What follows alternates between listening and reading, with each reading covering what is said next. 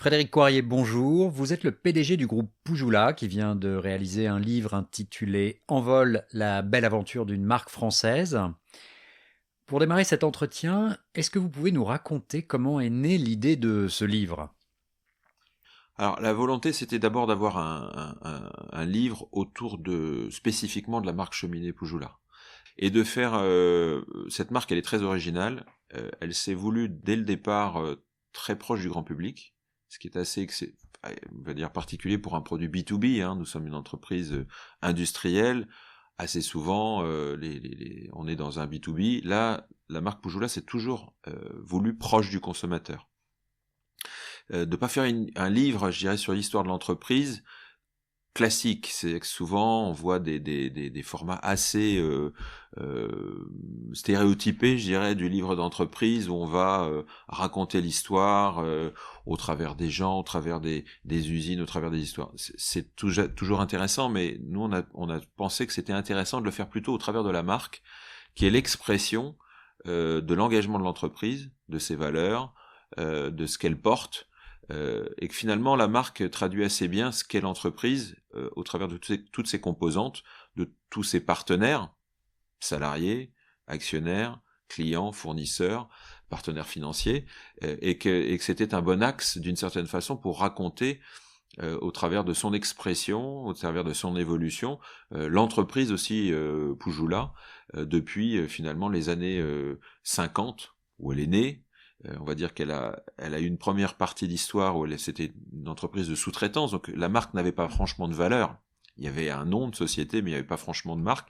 Et cette marque, elle a commencé à s'exprimer vraiment fin des années 70, début des années 80, quand Poujoula est devenu producteur de ses propres produits et qu'elle a, je dirais, utilisé la marque pour d'abord s'identifier, pour passer des messages forts, pour se différencier aussi de la concurrence, parce que ça c'est un élément très fort dans l'histoire de Poujoula.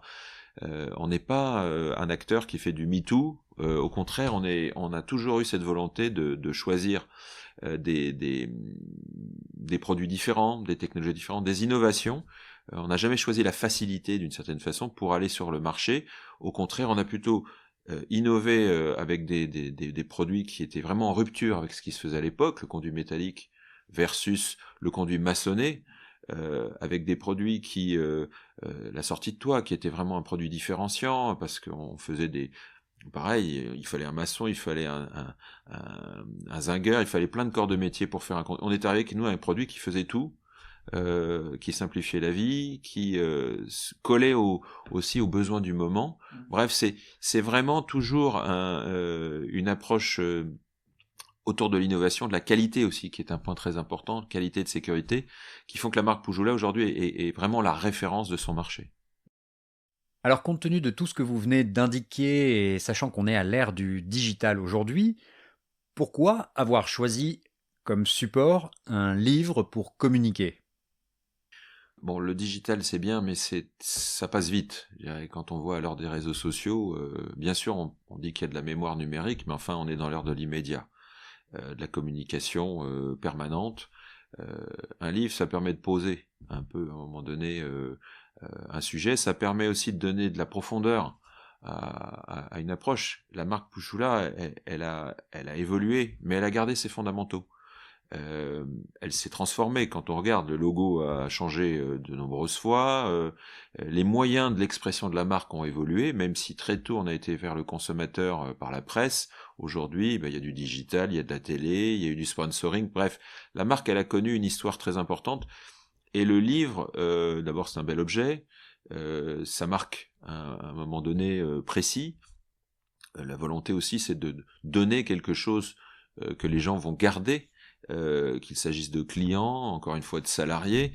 C'est important aussi de marquer de temps en temps des étapes dans une histoire, et de pouvoir le faire au travers d'un livre qui va reprendre je dirais, les images, qui va reprendre les témoignages, qui va reprendre les grandes étapes de la marque. Ça n'est qu'une étape. Il y en aura plein d'autres. Encore une fois, c'est je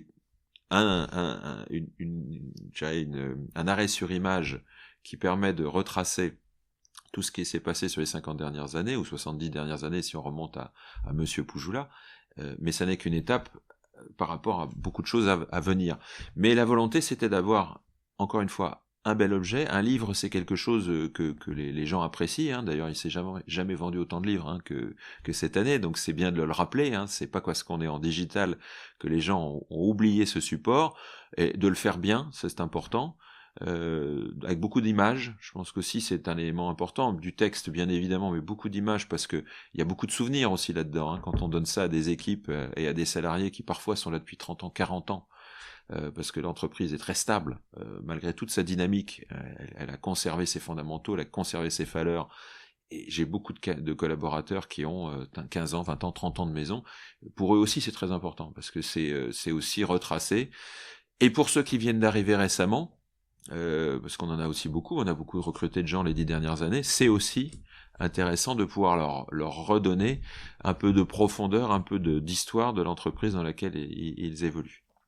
Alors, autre question concernant la phase de création du livre. Quelle a été votre implication dans la construction de ce projet à partir du moment où vous avez pris la décision de faire ce livre?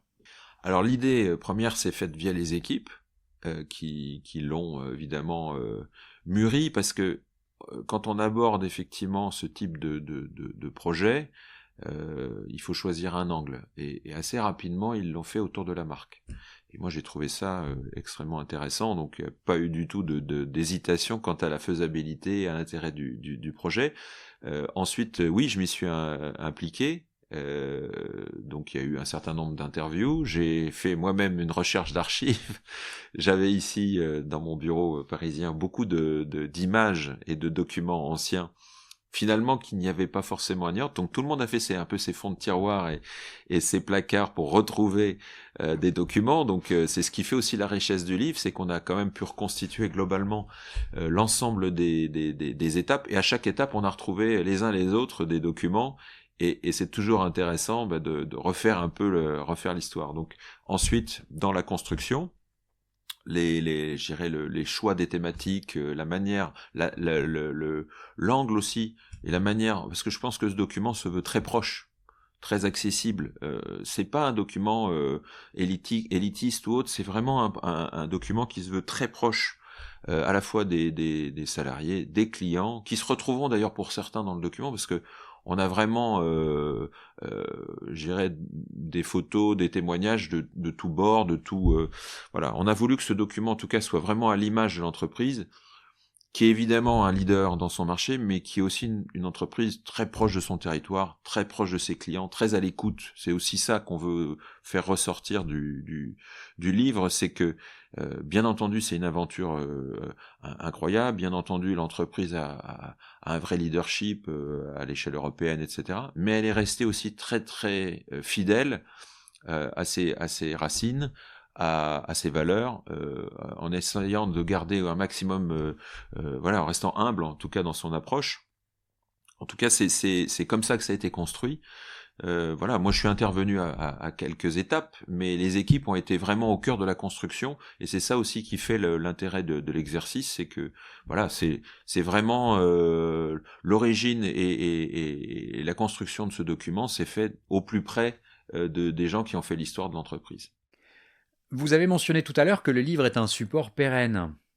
Je crois savoir que les premiers exemplaires ont été distribués lors du dernier salon Batimat. À moyen terme, comment allez-vous distribuer ce livre et à qui? Alors, comme c'est un bel objet et qu'on veut que les gens le reçoivent comme tel, ce sera remis à la main. C'est un principe qu'on s'est donné, bien sûr on l'enverra de temps en temps, mais le principe c'est on le donne, et entre guillemets, on l'explique, ou en tout cas, on va le mettre un peu le mettre en scène.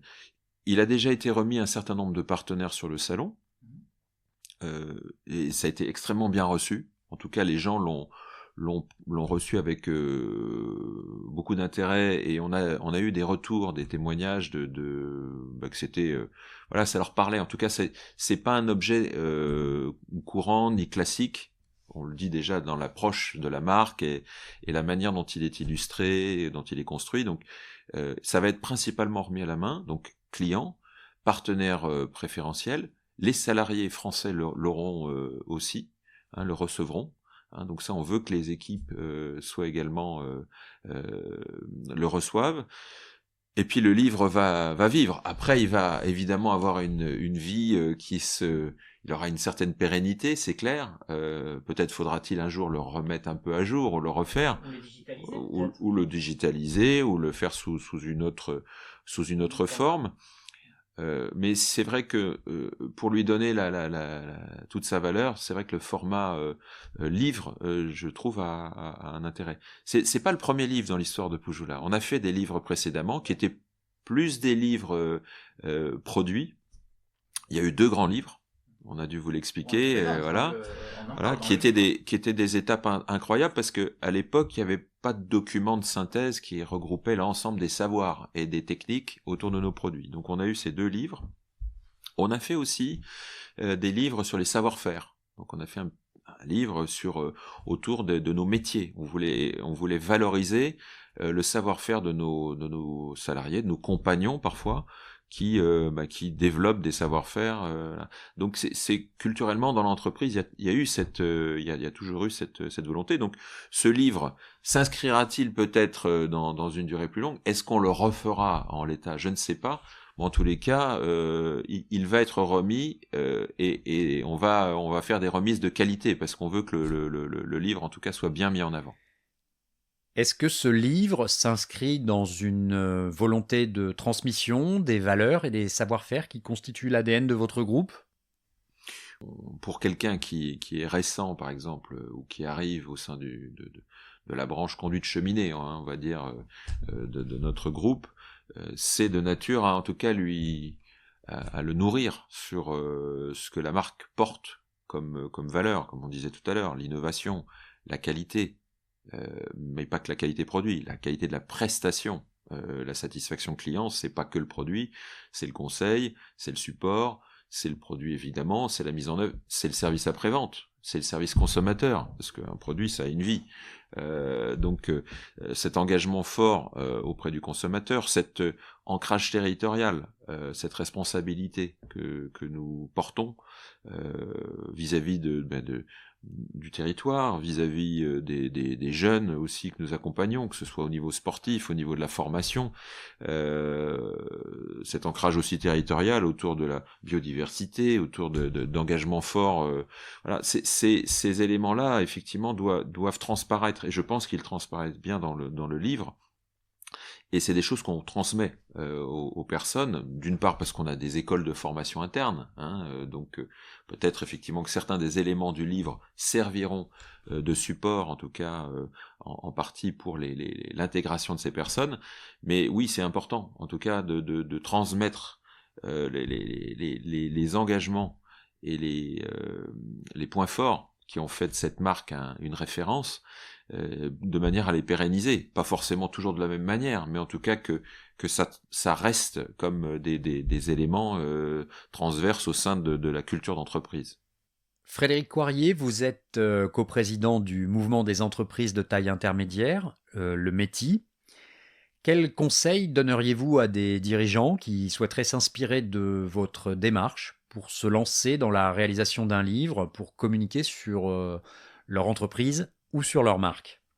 Alors je me permettrai pas de leur donner de conseils par rapport à leur propre situation, hein. C'est vrai que mais c'est un exercice intéressant, déjà de formalisation, parce que il y a toujours de la cohérence, hein, dans l'histoire d'une entreprise, sinon elle n'aurait pas atteint un succès ou un développement. Après, on l'a pas toujours formalisé, ni construit, ni planifié, etc. Donc cet exercice finalement est assez formateur, parce qu'il oblige à revenir sur une histoire et à en voir les étapes, et ce qui permet de solidifier le plan du futur, en fait, d'une certaine façon.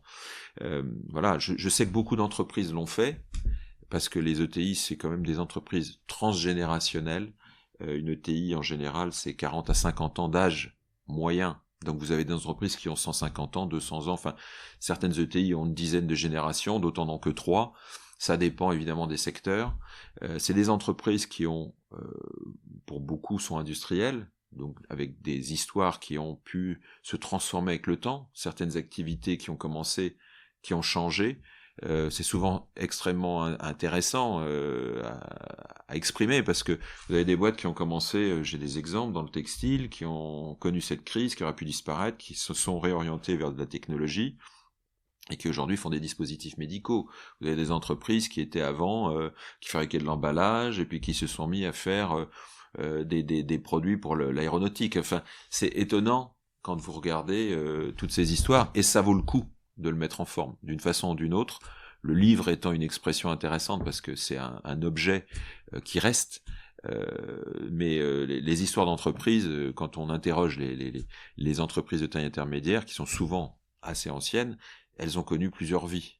Elles ont connu des péripéties, certaines ont connu la guerre, certaines ont connu la destruction, certaines ont redémarré. Enfin, c'est extraordinaire de voir tout ça, et ça vaut le coup, évidemment, de l'exprimer d'une façon ou d'une autre. Le livre est un moyen très intéressant, encore une fois, parce que il permet de formaliser, il permet de donner un objet, et c'est un projet fédérateur pour l'entreprise, ça c'est sûr.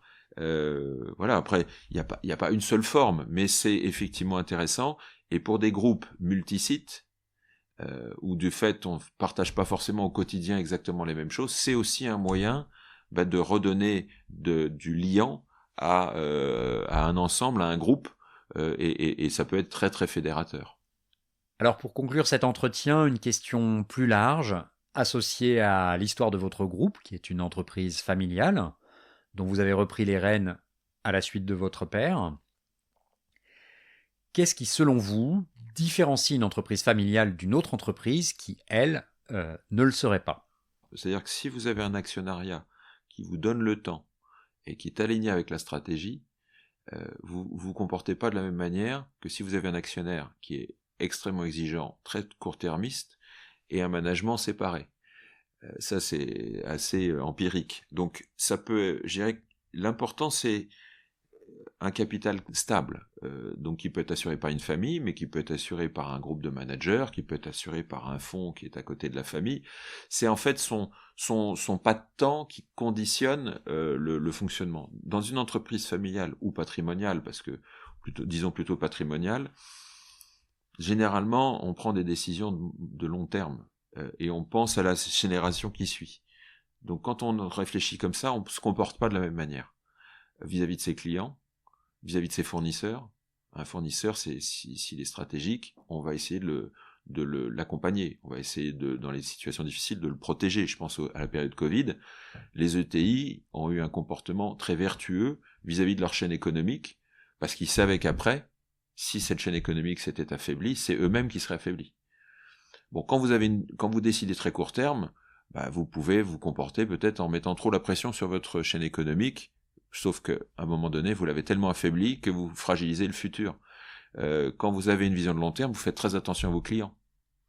Peut-être plus encore que quelqu'un qui a une vision de court terme, qui va se dire, bon, moi je vais aller vers le client le plus profitable, le reste, ce sera secondaire.